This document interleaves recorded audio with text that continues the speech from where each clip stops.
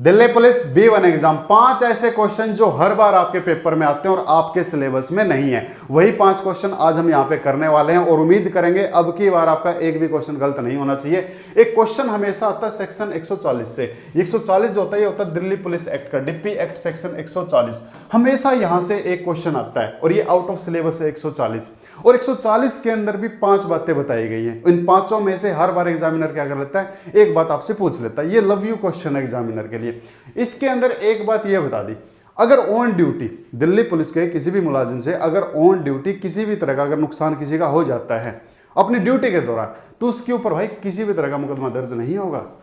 जैसे मान के चलो 10-12 लोगों ने एक सड़क पे जाम लगा दिया, सड़क जाम कर दी, धरना देके बैठ गए 10-12 लोग। अब पुलिस का क्या काम है भाई, वो सड़क क्लीन करवाना। अब पुलिस आके क्या करेगी, लाठीचार्ज करेगी। लाठीचार्ज करेगी तो उनको चोट लगेगी, तो क्या पुलिस के ऊपर हर्ट का मुकदमा दर्ज होगा, चोट का मुकदमा दर्ज होगा? तो पुलिस ने जो किया भाई वो अपनी ऑन ड्यूटी के दौरान किया है, तो ऑन ड्यूटी उनको जो नुकसान पहुंचाया उसके लिए पुलिस के ऊपर किसी भी तरह का मुकदमा दर्ज नहीं होगा। ये क्वेश्चन पूछता है। इसी के अंदर एक दूसरी बात और बता दी, लेकिन किसी को लगे, यानी कि जिसको चोट पहुंची है उसको लगे कि भाई पुलिस ने अपनी पावर का मिसयूज किया है, अपने पावर का मिसयूज करके मेरे से पर्सनली मेरे को चोट पहुंचाई है इसकी आड़ में, हालांकि हमने ऐसा कुछ नहीं किया था। जैसे कोई राहगीर था, पुलिस वाले ने उसको थप्पड़ मार दिया, अब उसने कहा भी पुलिस वाले ने मेरे को थप्पड़ मार दिया बिना किसी मतलब के, सिर्फ अपनी पावर का यूज करते हुए।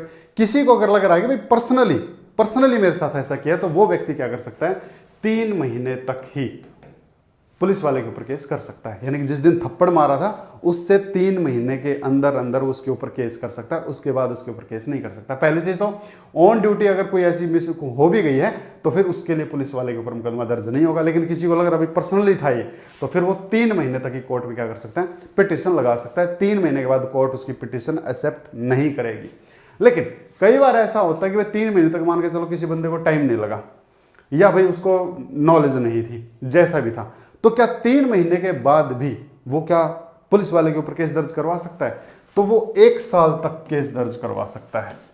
लेकिन इसके लिए 3 महीने जाने के बाद अगर वो दोबारा, यानी कि 3 महीने उसके जा चुके हैं, अब अगर वो पुलिस वाले के ऊपर केस दर्ज करवाना चाहता है तो वो सिर्फ 1 साल तक करवा सकता है। लेकिन इसके लिए परमिशन की जरूरत होती है, प्रशासक की, एडमिनिस्ट्रेशन की। यानी कि 3 महीने के बाद कोर्ट पिटिशन एक्सेप्ट नहीं करेगी कि भाई साहब आपका टाइम जा चुका है, अब आप पुलिस वाले पे केस नहीं कर सकते हो। लेकिन अगर उसको करना है तो क्या लाना पड़ेगा, प्रशासक की मंजूरी लानी पड़ेगी, और उस मंजूरी से सिर्फ 1 साल तक ही क्या हो सकता है, फिर उस पुलिस वाले पे केस दर्ज हो सकता है। यानी कि 1 साल के बाद तो मुकदमा दर्ज होगा ही नहीं। तो पहली चीज तो ऑन ड्यूटी अगर उससे कुछ ऐसा हुआ अपनी ड्यूटी के दौरान तो उसके ऊपर कोई किसी तरह का मुकदमा नहीं बनेगा। और अगर किसी को लग रहा है पर्सनली तो सिर्फ 3 महीने तक ही क्या हो सकता है, मुकदमा लगा सकता है। 3 महीने जाने के बाद और सिर्फ 1 साल तक मुकदमा दर्ज होगा। लेकिन उसके लिए 3 महीने तक प्रशासक की मंजूरी की जरूरत नहीं है, लेकिन 3 महीने जाने के बाद और 1 साल तक फिर प्रशासक की मंजूरी की जरूरत पड़ेगी, अदरवाइज कोर्ट उसकी पिटिशन एक्सेप्ट नहीं करेगी। लेकिन इसके अंदर एक चौथी बात और बता दी, वो ये हमेशा क्वेश्चन आता है यहां से, एक बात ये बता दी 140 के अंदर, जब भी कोई भी इंसान भाई ऑन ड्यूटी किसी पुलिस वाले ने अगर अपनी ड्यूटी के दौरान किसी को ऐसा नुकसान पहुंचा दिया और उसको उसके ऊपर केस करना है, तो उसको नोटिस देना पड़ेगा जी पहले उस पुलिस वाले को या उसके सीनियर को कि तुम्हारे मुलाजिम ने या तुमने मेरे को उस दिन जो है मेरे साथ में ज्यादती की थी, अपनी पावर का मिसयूज करके मेरे ऊपर आपने हाथ उठाया था। नोटिस देने के 1 महीने बाद ही कोर्ट में पिटीशन कर सकते हैं, यानी कि 1 महीने पहले नोटिस देना पड़ेगा। एक कंडीशन ये भी है, अब वो यहाँ पे भी लागू होती है और यहाँ पे भी लागू होती है, दोनों ही जगह पे। मान के चलो भाई उसको जैसे 3 महीने का टाइम उसके पास में कोर्ट में केस करने का, तो पहले एक नोटिस देना पड़ेगा उसके सीनियर को या उसको। उस नोटिस की तारीख से, जिस दिन उसको नोटिस प्राप्त हुआ है, उससे 1 महीने बाद वो क्या कर सकता है, कोर्ट में पिटिशन लगा सकता है। यानी कि 1 महीने तक का टाइम देना पड़ेगा, उससे पहले भी कोर्ट में मुकदमा नहीं जाएगा। और फिर इससे अगली बात बता दी, 5वीं बात जो मैं बता रहा था, 140 के अंदर टोटल 5 बातें बताई गई हैं। वो ये, अगर कोई भी कोर्ट में केस करता है पुलिस वाले के खिलाफ में, तो जो उसकी पिटिशन होगी ना, जो भी किसी भी तरह की पिटिशन लगाएगा कोर्ट में, उस पिटिशन के साथ में उस नोटिस की कॉपी लगानी पड़ेगी। जनाब कोर्ट ये देखेगी कि क्या आपने 1 महीने पहले नोटिस दिया कि नहीं दिया, और अगर उसने नोटिस की पिटीशन नहीं लगाई, इसका मतलब क्या माना जाएगा, इसने नोटिस दिया ही नहीं, और नोटिस नहीं दिया तो कोर्ट उसकी पिटीशन एक्सेप्ट नहीं करेगी। तो ये 5 बातें आती हैं 140 में, और हर बार 140 से क्वेश्चन आता है, आउट ऑफ सिलेबस है, कि ऑन ड्यूटी पुलिस से किसी का नुकसान हो गया तो उसके ऊपर कोई केस दर्ज नहीं होगा। किसी को पर्सनली लग रहा है तो सिर्फ 3 महीने तक केस दर्ज करवा सकता है। 3 महीने जाने के बाद अगर फिर उसको केस दर्ज करवाना तो सिर्फ लास्ट 1 ईयर तक केस दर्ज होगा, लेकिन उसके लिए प्रशासक की मंजूरी की जरूरत होगी। केस जब भी दर्ज करवाएगा कोर्ट में, उससे 1 महीने पहले नोटिस देना अनिवार्य है। और पिटीशन के साथ में कोर्ट में नोटिस की साथ में जब भी कोई कोर्ट में केस फाइल कर रहा है तो पिटीशन के साथ में उसको नोटिस की जो फोटोकॉपी है वो लगानी पड़ेगी, और वो नहीं लगाई इसका मतलब क्या होना चाहिए, इसने नोटिस दिया ही नहीं, नोटिस नहीं दिया तो पिटीशन एक्सेप्ट नहीं होगी। यहां से आपका क्वेश्चन गलत नहीं होना चाहिए। इसी के साथ में एक धाकड़ चीज और बता देता हूं, दूसरा क्वेश्चन जो पूछता है पर सिलेबस में ही नहीं है, और मोस्टली स्टूडेंट्स का क्वेश्चन ये गलत हो जाता है, पर आपका गलत नहीं होना चाहिए। एक डिप्टी एक्ट का एक सेक्शन होता है, दिल्ली पुलिस एक्ट का सेक्शन होता है 21 बताता है सीनियर अधिकारी की पावर्स, सजा वगैरह वो अपने जूनियर को दे सकते हैं। ये बात तो ठीक है, आपको 21 आता भी होगा, और नहीं आता ना तो 21 को अच्छे से सीख लेना, यहाँ से भी क्वेश्चन आता है। लेकिन जो मैं चीज़ आपको बता रहा हूँ वो क्वेश्चन जो आएगा 21 से, क्वेश्चन तो 21 का आएगा, लेकिन एग्जामिनर आपसे पूछेगा कि 21 के अंदर जो सीनियर अधिकारी के पास में पावर होती है वो आर्टिकल में कहाँ बताई हुई है, अनुच्छेद में कहाँ बताई गई है। तो आर्टिकल 311, तो आर्टिकल 311 को आर्टिकल इसके डिप्टी एक्ट के सेक्शन 21 के साथ में आप रिलेट कर लेना। वो पूछेगा कि सीनियर अधिकारी के पास में जो पावर डिप्टी एक्ट के सेक्शन 21 में है वो अनुच्छेद में कहाँ पे है, संविधान के कौन से आर्टिकल में, तो आर्टिकल 311। दूसरा क्वेश्चन आपको ये करना है। और अगर आपको दिल्ली पुलिस की B1 की कंप्लीट तैयारी करनी है, बिल्कुल A to Z, जीरो से बिल्कुल बेसिक से लेके और बिल्कुल हीरो तक की आपको तैयारी करनी है, तो मेरे पास में स्पेशल बैच चल रहे हैं दिल्ली पुलिस के। अभी मंडे से फिर एक नया बैच स्टार्ट करूंगा। 2 क्लासेस चल रही हैं, एक सुबह की क्लास होती है, एक शाम को क्लास होती है। क्लासेस जो होंगी वो आपको लाइव भी मिलेगी और आपको रिकॉर्डिंग भी मिलेगी। रिकॉर्डिंग क्लास आप कभी भी देख सकते हो, दिन में, शाम, रात, कितनी बार भी देख सकते हो। लाइव क्लास आप जो है साथ के साथ ले सकते हो। लाइव क्लास में किसी भी तरह, लाइव क्लास जो होती है अपनी गूगल मीट पे होती है, तो आप मेरे को देख सकते हो, सुन सकते हो। किसी भी तरह का आपका डाउट हो, विद इन सेकेंड आप अपना डाउट क्लियर कर सकते हो। और इसी तरीके से हम जो अपना करने वाले हैं दिल्ली पुलिस के लिए, क्या क्या चीज़ें इंपॉर्टेंट रहने वाली है, कौन से क्वेश्चन हमको करने होते हैं और कौन से क्वेश्चन जो आउट ऑफ सिलेबस से आते हैं, ये सारी चीज़ें यानी कि कंप्लीट प्रिपरेशन जो है आपको हम करवाएंगे दिल्ली पुलिस के लिए। स्पेशल बैच अपना रहता है।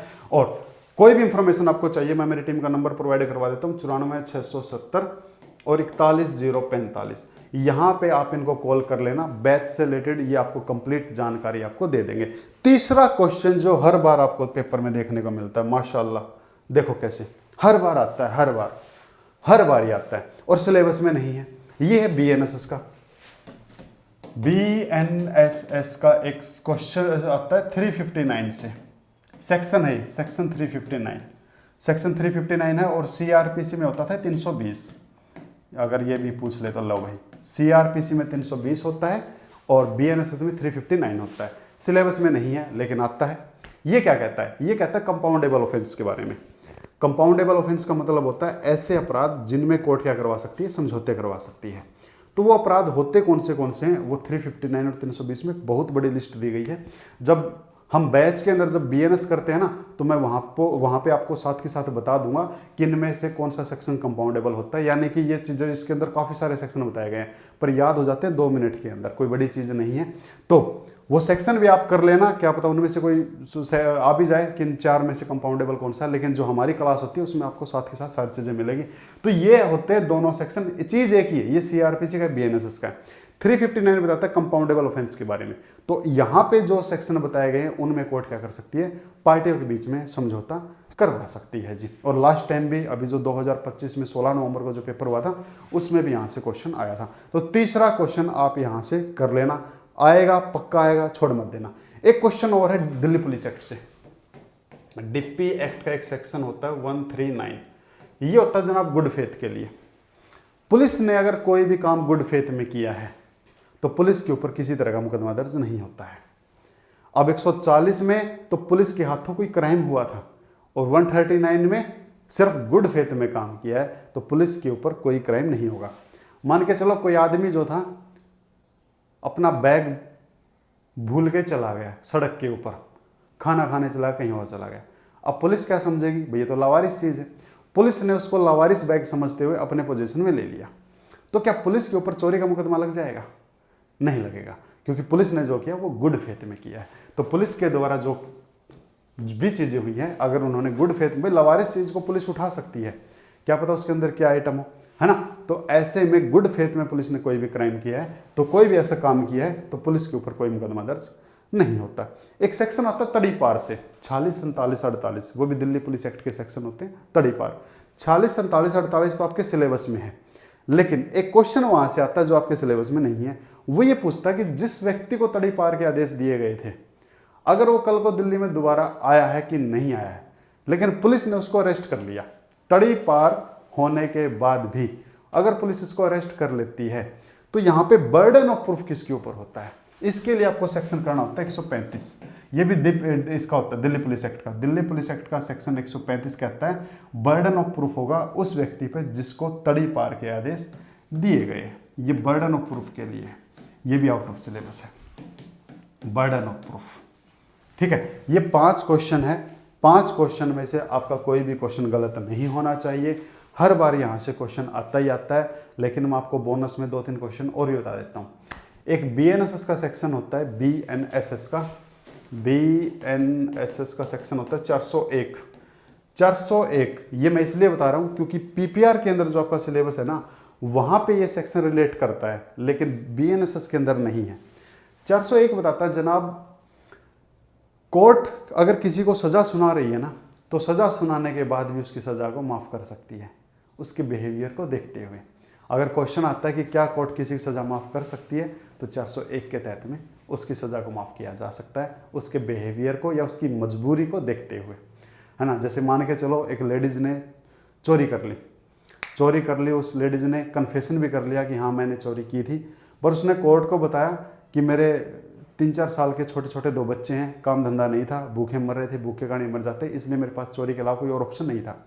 अब यहाँ पे उसको कोर्ट ने उसने कन्फेशन तो कर लिया कि मैंने चोरी की है, पर कोर्ट को लगा यार बंदे ने मजबूरी में चोरी की थी, तो ऐसे में कोर्ट क्या कर सकती है, उसकी सज़ा माफ़ कर सकती है 401 के तहत में। एक सेक्शन आप एक और कर लेना। एक 138 और बता देता हूँ आपको, ये भी डिप्पी एक्ट का होता है। डिप्पी एक्ट सेक्शन 138, एक 139 था और एक आ गया 138। 138 बताता है पुलिस से गुड फेथ में किसी का नुकसान हो जाता है, गुड फेथ में कई बार नुकसान भी करना पड़ जाता है ना, तो उसके लिए भी पुलिस के ऊपर कोई केस दर्ज नहीं होगा। और एक और आ गया यार दिमाग में, 142 सेक्शन 142 आपका बताता है अगर पब्लिक सूचना, कोई भी ऐसी इंफॉर्मेशन है जो पुलिस को पब्लिकली करनी है, तो उसको अखबार में निकालना जरूरी है भाई साहब। अगर क्वेश्चन आता है कि किस सूचना को हम पब्लिक सूचना के अंदर मानेंगे, अगर उसमें अखबार की सूचना है तो वो आपका राइट आंसर होगा। इतना ही करेंगे।